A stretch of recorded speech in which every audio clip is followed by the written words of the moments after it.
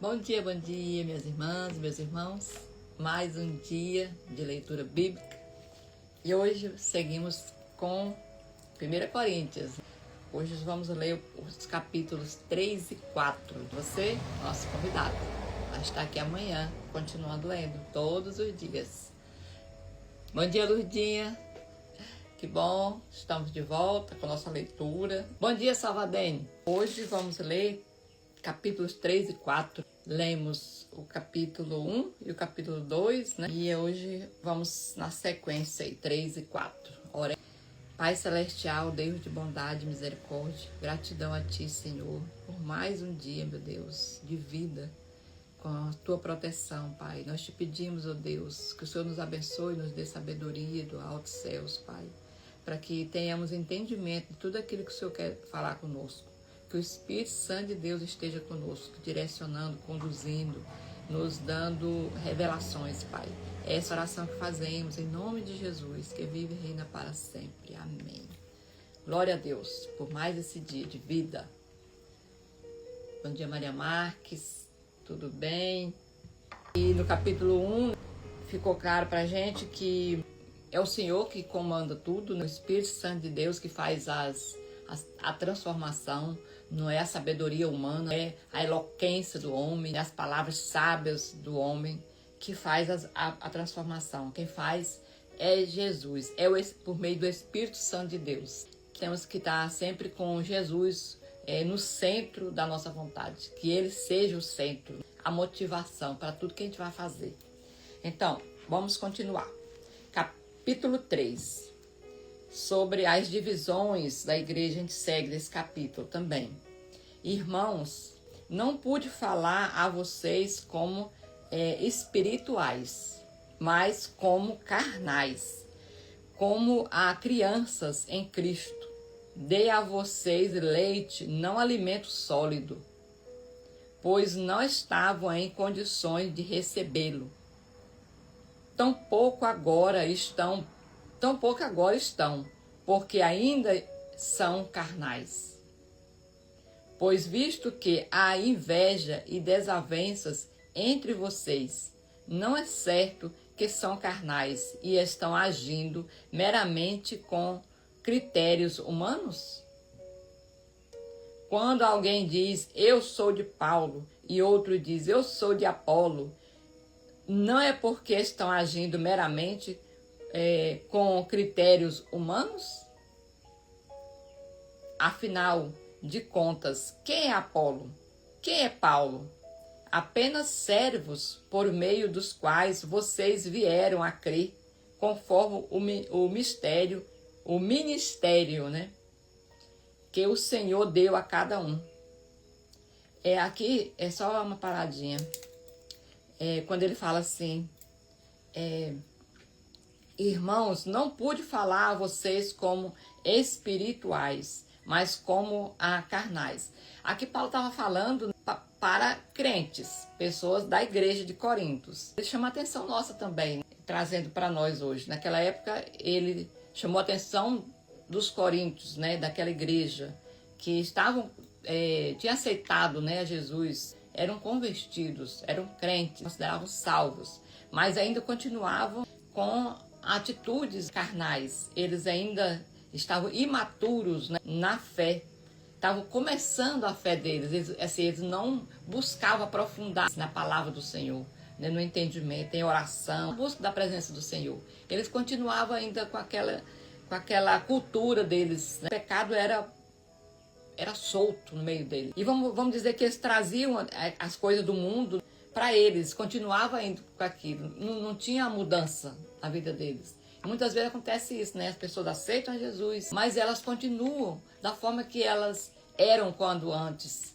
de aceitar Jesus. Então não tinha mudança nelas, elas continuavam carnais. E aí a gente chama para a nossa vida, né? Bom dia, mês.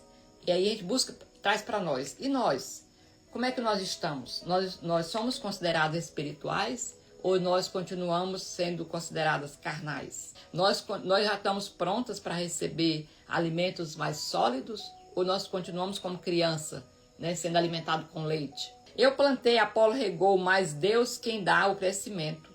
de modo que quem o que planta, nem o que rega são alguma coisa, mas somente Deus que dá o crescimento. O que planta e o que rega tem um só propósito, e cada um será recompensado de acordo com o seu propósito, com o seu próprio trabalho. Pois nós somos cooperadores de Deus, vocês são lavoura de Deus e edifício de Deus. Conforme a graça de Deus que me foi concedida, eu, como sábio construtor, lancei o alicerce e outro está construindo sobre ele. E esse alicerce aqui, né, é Jesus Cristo, né? Ele colocou. Paulo foi lá, né, plantou a igreja, implantou o alicerce, baseado em Jesus Cristo. Aí veio outro e está construindo sobre aquele alicerce, que é Jesus. Então tem que continuar em cima. Contudo, veja cada um como constrói, porque ninguém pode pôr outro alicerce além do que já está posto. Ele está colocando, né? Não pode colocar outro além daquele que já está posto. E o que ele colocou é de Jesus, é Jesus. Então não tem como colocar outro alicerce além do que já está posto, que é Jesus Cristo. Se alguém constrói sobre este alicerce usando ouro, prata, pedras preciosas, madeira, feno ou palha, a sua obra será mostrada, porque o dia, aqui está o dia com D maiúsculo, o dia, que é o dia do julgamento, né, atrará a luz. Ela será revelada pelo fogo, e o fogo provará a qualidade da obra de cada um. Então, tudo aquilo que a gente fizer para o reino de Deus, no dia do julgamento, vai ser o quê? Revelado. Se foi construído com ouro, com prata, com palha, com madeira, o fogo vem. Será o que o fogo vai queimar? Né? Tudo aquilo que for falso, né? Tudo aquilo que foi com intenção diferente, nesse dia do julgamento, vai ser revelado. Porque o Senhor, Ele conhece a intenção do coração, né? Se o que alguém construiu permanecer, este receberá uma recompensa. Se a obra que alguém construiu for consumida, este sofrerá prejuízo. Contudo, será salvo como alguém que escapa através do fogo. Paulo, ele nos revela, né, algo assim que a gente precisa ter bastante cautela, bastante cuidado, que não basta, né, só fazer algo para Deus. E aquilo que a gente vai fazer é preciso fazer com sinceridade, né? Com sinceridade, tudo, qualquer coisa. Tem que ter sinceridade, fé, né? E propósito correto. Tem que ter um propósito correto. Tudo que vai fazer, porque se a gente fizer com a intenção errada, nesse dia aqui, essa ação vai ser julgada. Natane, bom dia. Tereza, bom dia. Estamos no capítulo 3 de 1 Coríntios. Ele continua, né? Então aqui é só essa reflexão para nós, para que tudo que a gente vai fazer, a gente ter esse cuidado, e tem que ter um propósito correto, né? E a gente não pode fugir do alicerce que é Jesus, né? Ele é o foco. Versículo 16 do capítulo 3. Vocês não sabem que são templo de Deus e que o Espírito de Deus habita em vocês? Se alguém destruir o templo de Deus, Deus o destruirá, pois o templo de Deus, que são vocês, é santo. Então, tudo que vai fazer isso aqui, né, tanto como comunidade, como ele falou, vocês, né, como comunidade, como igreja, templo do Senhor, como no individual, cada um, que é morada do Espírito Santo. Então a gente tem que ter cuidado, que ele está colocando. Vocês não sabem que são templo de Deus e que o Espírito de Deus habita em vocês? Então isso eleva a nossa responsabilidade. Porque se tudo que a gente vai fazer, nós temos que pensar nisso, né? Está agradando ao Senhor? Se somos templo do Senhor, tanto na minha vida pessoal, como na minha vida em comunidade, né? Está agradando ao Senhor? Essa avaliação nós precisamos fazer, essa reflexão nós precisamos fazer. E aí ele coloca na frente, no versículo 18. Não se enganem, se alguém de vocês pensa que é sábio, segundo os padrões desta era, deve tornar-se louco para que se torne sábio.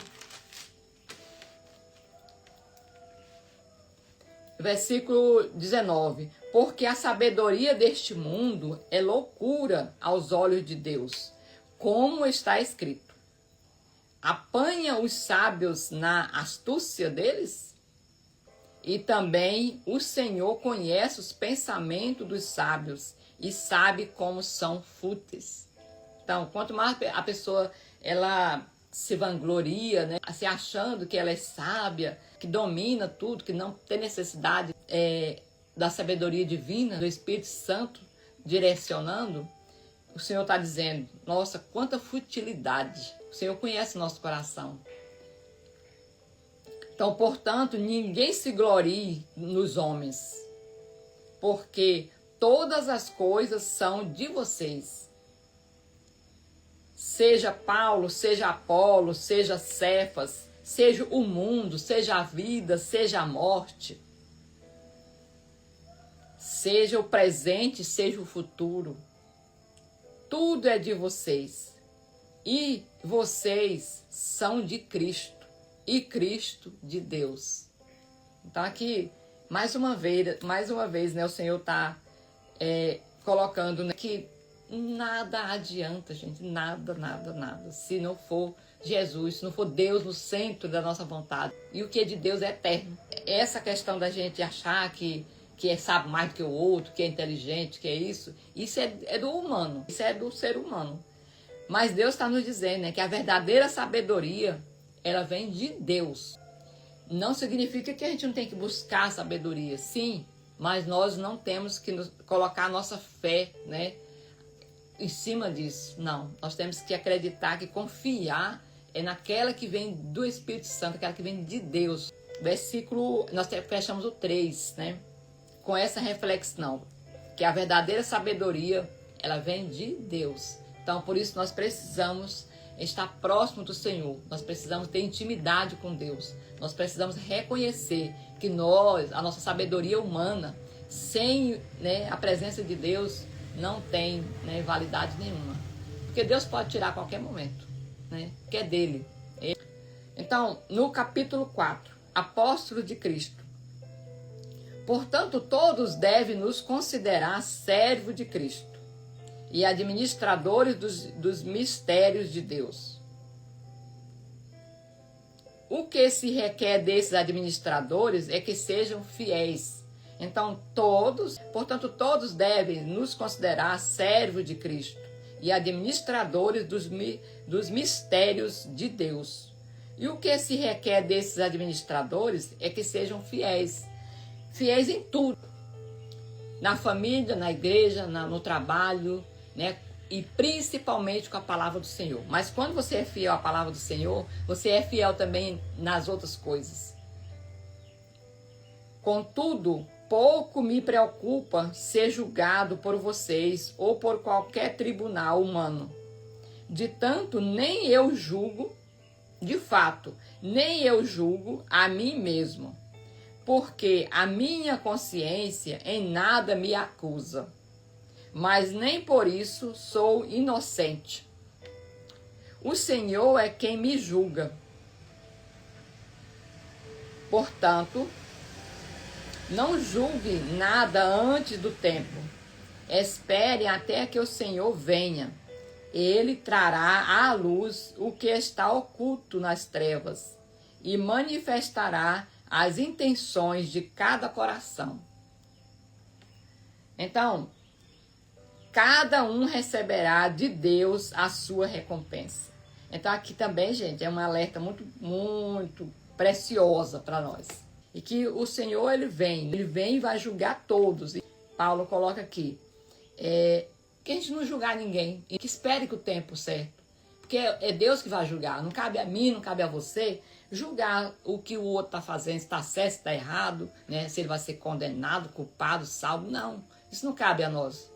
De forma alguma. O que cabe a nós é levar a palavra para as pessoas, é falar da palavra, falar de Deus. Agora, julgar, né, isso não é papel nosso. Nem nós mesmos vamos julgar nós mesmos. Ele está colocando aqui que Deus vai fazer isso, né? Não julgue nada antes do tempo. Espere até que o Senhor venha. Ele trará à luz o que está oculto nas trevas e manifestará as intenções de cada coração. Então, o Senhor, o homem, nós humanos, nós julgamos pela aparência, né? Pelas coisas que a pessoa faz. E Deus já julga pela intenção do coração. Então, cada um receberá de Deus a sua recompensa. Então, se o seu coração, né, a intenção do seu coração era boa, terá a sua recompensa. Se não for boa, também vai ter a sua. Então, cabe a Deus, não cabe a nós. E muitas das vezes a gente julga até na religião, até na igreja. Fulano está na igreja tal, na religião tal. Aquela lá está condenada. Porque a religião certa é a minha. Igreja certa é a minha. Não cabe a nós. Por que nós temos essa certeza?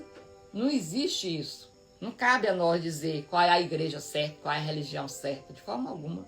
A única coisa certa é Jesus. Jesus crucificado na cruz para me libertar. Esse é o caminho. Jesus como o único Senhor e Salvador. Esse é o caminho. Então a Bíblia, ela nos dá essa possibilidade, né, de conhecer esse caminho, essa verdade. Então essa é a certa. Agora, irmãos, apliquei essas coisas a mim e a Apolo pelo bem de vocês, para que aprendam de nós o que significa. Não ir além do que está escrito, olha só. Não, a gente não passar, não criar nada, né, além do que está na Bíblia, gente. Não inventar, ficar inventando coisa. Por isso que a gente precisa, de fato, conhecer a Bíblia, ler, reler, né, estudar, buscar, conhecer de fato. Para a gente não acrescentar nada nela e nem tirar também. Assim, ninguém se orgulhe de um homem em detrimento de outro. Pois quem torna você diferente de qualquer outra pessoa, se nós somos todos filhos de Deus, novamente. Pois quem torna você diferente de qualquer outra pessoa? O que você tem que não tenha recebido? Eu tenho ou você tem alguma coisa que não foi permitido por Deus? Nada. Tudo foi Deus. A nossa vida, nossa respirar, dependemos do Senhor. Na hora que Ele quiser tirar, nós não temos nada. Então, Paulo está dizendo isso para nós. Tudo que temos foi recebido. Por que a gente fica com orgulho de achar que a gente é alguma coisa? E se o recebeu, por que se orgulha como se não tivesse recebido? Como se a gente fosse, né, dono das coisas? Na verdade, a gente precisa ter humildade, né, de reconhecer que se o Senhor tirar a nossa respiração aqui, acabou. Não existe nada que a gente tenha. De diploma, de dinheiro, de nada, de beleza, de nada. Isso acaba. Então, no versículo 8. Você já tem tudo o que querem? Já se tornaram ricos? Chegaram a ser reis e senhores? Como eu gostaria que realmente fosse reis, para que nós também reinássemos com vocês, porque me parece que Deus pôs a nós, os apóstolos, em último lugar, como condenados à morte. Viemos a ser um espetáculo para o universo, tanto para os anjos como para os homens. Nós somos insensatos por causa de Cristo. Mas vocês são sensatos em Cristo. Nós somos fracos, mas vocês são fortes. Vocês são respeitados, mas nós somos desprezados. Até agora estamos passando fome, sede e necessidade de roupas. Somos tratados brutalmente. Não temos residência certa e trabalhamos arduamente com as próprias mãos. Quando somos amaldiçoados, abençoamos. Quando perseguidos, suportamos. Quando caluniados, respondemos amavelmente. Até agora, tornamos-nos a escória da terra, o lixo do mundo. Então, Paulo está dizendo aqui, de uma forma assim, até irônica, daquele povo, que eles, né, apóstolos, sofreram injustiça, sofrimento, humilhação, né, tudo por causa do evangelho. E eles estavam ali se engrandecendo, querendo ser, né, o que não é, querendo ser mais do que o que Deus já permitiu que eles fossem, né? E aí Paulo ele fala de uma forma até irônica que muitas das vezes nós queremos ser aquilo que não somos. Nós queremos engrandecer pessoas também que não merecem a glória. Nós queremos colocar, né, os líderes, né, como se fosse no lugar de Deus. E o Senhor ele tá colocando aqui que não. Ele tá dizendo assim, olha, nós que fizemos tudo isso para divulgar o Evangelho de Deus. Nós somos humildes. Estamos aqui dizendo, né, que nós precisamos, né, da graça do Senhor. Nós passamos por dificuldades, né, fomos humilhados, sofremos, né, agressões, tudo pelo nome do Senhor. E vocês estão fazendo o quê? E aí a gente nos coloca também nisso, né? O que nós já fizemos, né, para divulgar o nome do Senhor?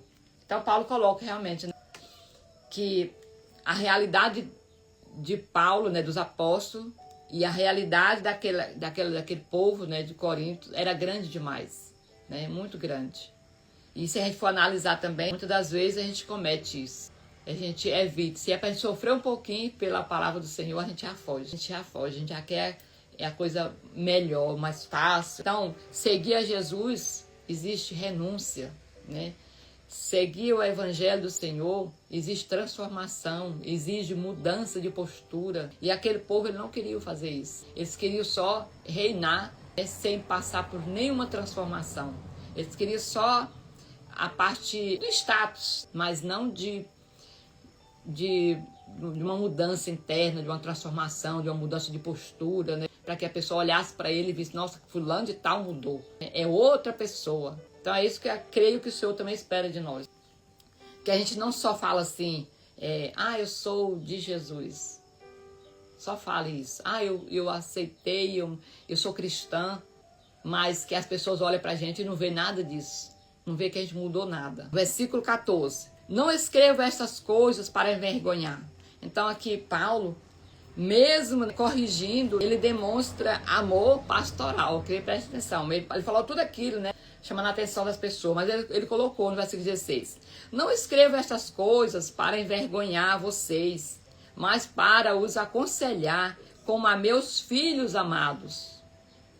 Embora possam ter 10.000 tutores em Cristo, vocês não têm muitos pais, pois eu mesmo os gerei em Cristo Jesus por meio do Evangelho.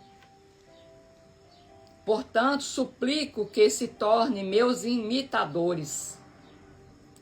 Por esta razão estou enviando a vocês Timóteo, meu filho amado e fiel ao Senhor, o qual trará a lembrança de vocês a minha maneira de viver em Cristo Jesus, o que está de acordo com o que ensino por toda parte, em todas as igrejas. Então Paulo aqui foi bem cuidadoso, ele foi amoroso com essas pessoas, mesmo eles estão tudo errado, fazendo todas as coisas erradas. Mas Paulo ele teve o amor, né, demonstrou amor pastoral, né, colocando eles como filhos. Bom dia, Digé. Como filhos, chamando a atenção, mas com cuidado. Não estou falando isso para envergonhar vocês, não. Eu quero que vocês sejam meus imitadores. Então, se vocês, ele está colocando, né, que se eles imitarem a Paulo, eles vão agradar a Jesus. E aí eu fico pensando, será se alguma pessoa imitar nós, eu e você? Será se essas pessoas, nós estamos levando essas pessoas para perto de Deus? Isso aqui é para a gente refletir. Toda vez que a gente lê a Bíblia, as coisas que a gente vai lendo ali, a gente tem que puxar para nós, para nossa vida, né? Não é pensando no outro. Não, eu já li muito assim, sabia? Tudo que eu ouvia nas pregações, eu pensava em alguém. Isso aqui dá certinho para fulano. Mas se era eu que estava lá, então a palavra era para mim. Então a partir daí a gente começa a mudar, né? A gente começa a entender que aquela palavra era para mim, para a gente que estava ouvindo. Não era para, que essa palavra que era para fulano de tal. Não, não é. Então quando a gente lê aqui, que o Senhor fala, chama a atenção para a gente, porque está falando conosco. Então o Senhor fala comigo aqui. Será se alguém me imitar aqui, igual Paulo falou, me siga, me imita, né? Me imita a minha prática. Será se essa pessoa vai agradar ao Senhor, fazendo aquilo que eu faço? Vamos, né, para o versículo 18. No entanto, alguns de vocês se tornaram arrogantes, como se eu não fosse mais visitá-los. Mas irei muito em breve, se o Senhor permitir. Então saberei não apenas o que estão falando esses arrogantes, mas que poder eles têm. Pois o reino de Deus não consiste em palavras, mas em poder. Não, deixa eu ler novamente, gente. Pois o reino de Deus não consiste em palavras, mas em poder. O que preferem? Devo ir a vocês com vara ou com amor e espírito de mansidão? Olha só como é que Paulo fecha isso aqui. Ele está nos dizendo, né? O reino de Deus não consiste só em falar. Falar todo mundo fala. Qualquer pessoa, né? Pode sair por aí falando, inclusive da palavra do Senhor. Mas ele está falando que o reino de Deus é poder. É poder e é manifestado como? Da forma que Paulo manifestava o poder do Senhor. Através das transformações. O poder sem mudança não é nada, é só palavra. Né? Para que a gente manifeste o reino, né, do Senhor, nós precisamos manifestar também as mudanças, as transformações. Bom dia quem entrou aí por último.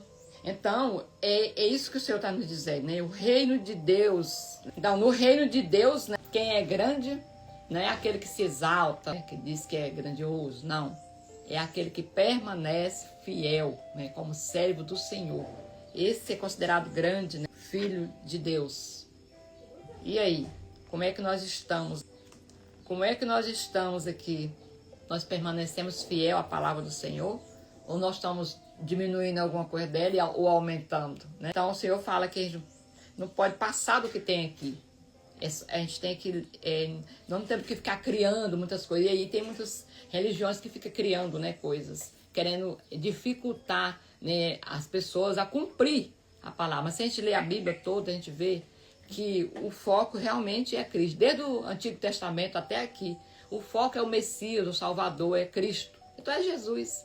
Então, é isso que o Senhor estava falando para nós, né? Nós temos que seguir o que está na Bíblia, o que está na palavra. É Jesus, porque Ele foi o alicerce. Nós temos que continuar em cima desse alicerce, não fugir, não ficar mudando aquilo que o Senhor já determinou para nós, né? Eu quero ler os 5, gente. Vocês topam aí? Acompanhar, esperar? Capítulo 5 de 1 Coríntios. Imoralidade na igreja. Por toda parte se ouve que há imoralidade sexual entre vocês. Imoralidade que não ocorre nem mesmo entre os pagãos, a ponto de um de vocês ter relações sexuais com a mulher do próprio pai. Então Paulo, ele continua, né, falando aqui na carta dele. Ele falou por várias coisas. Ele falou da divisão entre da igreja, grupos. Falou de pessoas aqui que estavam praticamente idolatrando os líderes. Falou que não, que a glória era para Deus, né? Ele falou que as pessoas estavam imaturas, não buscavam fortalecer na fé, continuava ali merecendo leite, não alimento sólido, né? Porque Paulo poderia levar um conhecimento, uma palavra mais profunda ali para eles, mas eles não tinham entendimento, porque não buscavam. Então, ele continuou falando, chamando a atenção de todas as formas. E aqui ele fala sobre a imoralidade dentro da igreja. E ele fala que não encontrava nem fora da igreja, no meio dos pagãos, né, o que ele ouviu daquele povo, que era o povo da igreja de Corinto. Então, e vocês estão orgulhosos? Não deviam, porém, estar cheios de tristeza e expulsar da comunhão aquele que fez isso? Ele está dizendo aqui também que as pessoas estavam fazendo vista grossa, né? Relevando, deixando, né? Sabia o que estava acontecendo, mas não chamava para uma correção, né?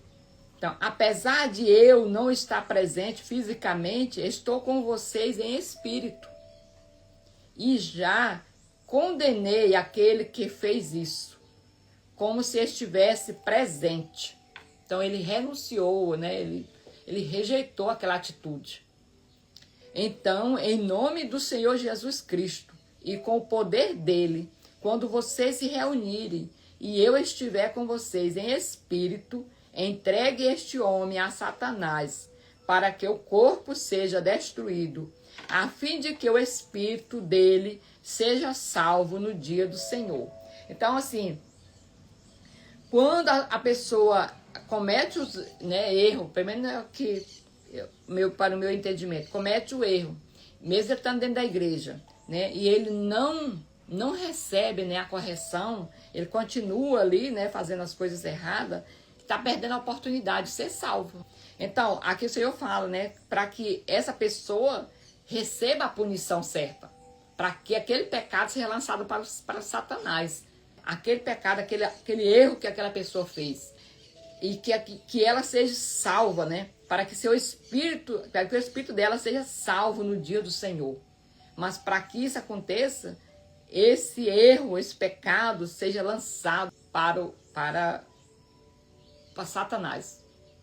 Então, assim, a pessoa tem que largar de mão, jogar, né, para fora, né, o seu erro, arrepender de fato, para que ela venha ser salva, porque caso contrário ela não vai. Então, o versículo 6, o orgulho de vocês não é bom. Vocês não sabem que um pouco de fermento faz fermentar toda a massa? Livre-se do fermento velho, para que vocês sejam massa nova e sem fermento, como realmente são, pois Cristo, o nosso Cordeiro Pascal, foi sacrificado.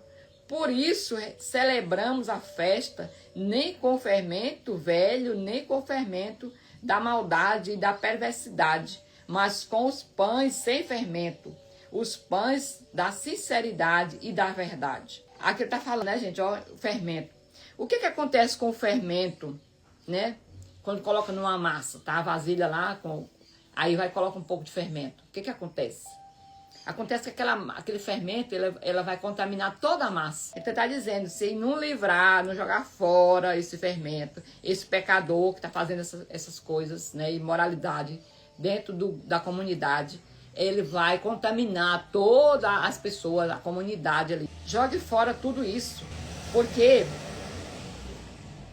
com a morte de Jesus, cadê, gente? Livre-se do fermento velho para que vocês sejam massa nova e sem fermento, como realmente são, pois Cristo, o nosso Cordeiro Pascal, foi sacrificado. Então, Jesus já morreu na cruz para nos libertar desses pecados. Por que a gente continua agarrando aquelas coisas velhas, né, do passado? A gente tem que conhecer a Jesus, reconhecer o que ele morreu naquela cruz por nós. Nós precisamos abandonar, sim, hábitos velhos que é do pecado, que diz respeito ao pecado. E ver aqui que Jesus é o pão da sinceridade e da verdade, da vida nova, né? Então a gente tem que abandonar o velho e seguir a Jesus, que é o quê? Uma vida nova, diferente, né? Sem contaminação. O versículo 9, já escrevi a vocês em carta para não se associarem às pessoas sexualmente imorais. Não me refiro com isso aos imorais deste mundo, nem aos avarentos, nem aos ladrões, nem aos idólatras. Se assim fosse, vocês teriam que sair deste mundo. Mas agora escrevo a vocês que não deve se associar a ninguém que, afirmando ser irmão, seja imoral, avarento, idólatra, caluniador, alcoólatra ou ladrão. Com tal pessoas vocês nem sequer devem comer. Acaso eu deveria julgar os de fora?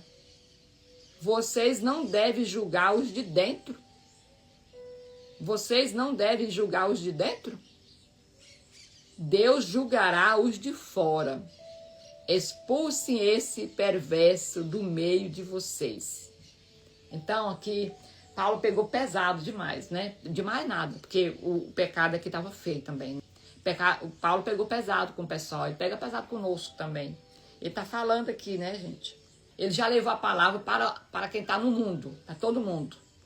E nem todos ouviram a palavra, né?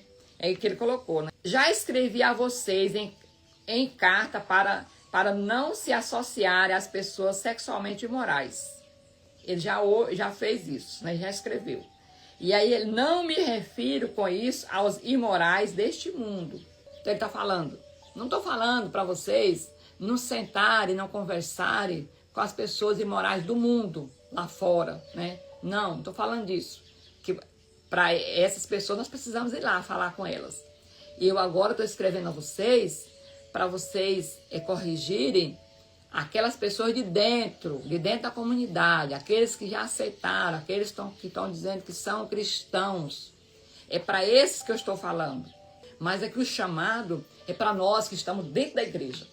Se nós estamos dentro da igreja, dizemos que somos cristãos e estamos fazendo essas coisas. Ele está colocando isso aqui, né? Não deve se associar a ninguém que, afirmando ser irmão em Cristo, seja imoral, porque tem muitas pessoas que estão dentro da igreja, com a Bíblia debaixo do braço, e é imoral, avarento, idólatra, caluniador, alcoólatra ou ladrão.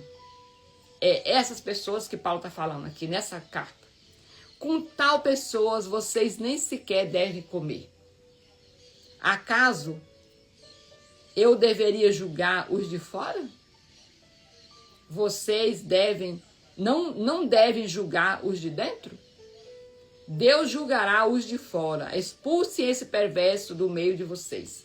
Então, aqui, né, entende-se que a santidade não é opção. É uma marca, né, de quem, né, escolheu ser cristão. Eu tenho a opção de ser fiel ao Senhor, de obedecer a palavra, né? Eu tenho essa opção, mas eu também tenho aquela de ser mais ou menos. Não tem essa opção. Então a marca do cristão é ser fiel ao Senhor. As pessoas vão olhar para você e ver que você é diferente. Então o Senhor fala, afaste essas pessoas, que muitas das vezes está lá dentro da igreja, pecando e fazendo outras pessoas pecarem. Porque tem pessoas que falam assim, eu não vou ser não, já vou nada, porque eu vejo fulano de tal, tá lá dentro fazendo tanta coisa errada. E aí, às vezes, deixa de seguir a Jesus por causa do pecado do outro.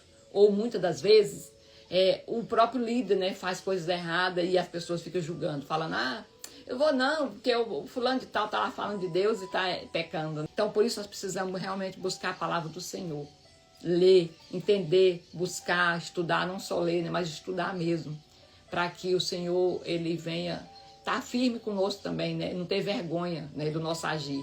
E que o Espírito Santo de Deus, ele tenha paz, né, e desejo de morar dentro de nós, nos mostrando o que é certo, o que é errado. Que essa palavra ela esteja firme dentro de nós, que a gente esteja também disponível, né, gente, a ser fiel a Jesus. Amém? Nós fechamos aqui o 3, o 4 e o 5. E amanhã conto com vocês para a gente continuar lendo 6, 7, tá bem? De 1 Coríntios. E assim nós vamos seguindo, lendo a Bíblia, conhecendo aquilo que o Senhor tem para nós. Amém, gente? Vamos orar? Agradecendo ao Senhor, né, por mais esse dia. Pai, obrigado, Pai, porque o Senhor nos permitiu ler mais um pouco da Tua palavra. O Senhor nos permitiu conhecer mais daquilo que o Senhor tem para nós. E nós te pedimos, Pai, nos dê sabedoria, Pai, nos dê discernimento, Pai. Aumente a nossa fé para que possamos andar segundo a Tua vontade, Pai, não segundo a nossa vontade. Que nós possamos, Senhor, ter firme, Pai, Jesus conosco e não homens. Essa oração que fazemos em nome de Jesus, que vive e reina para sempre. Amém. Amém, minhas irmãs? Amém, amém. Que o Senhor continue nos abençoando, nos iluminando, nos guiando, nos dando sabedoria para que a gente possa ser exemplo para aquelas pessoas que não acreditam na palavra. Que a gente possa ter coragem também de levar ela para frente. Amém? E amanhã nós estaremos aqui 5h30 novamente para continuarmos a leitura. Amém, amém. E até amanhã, né?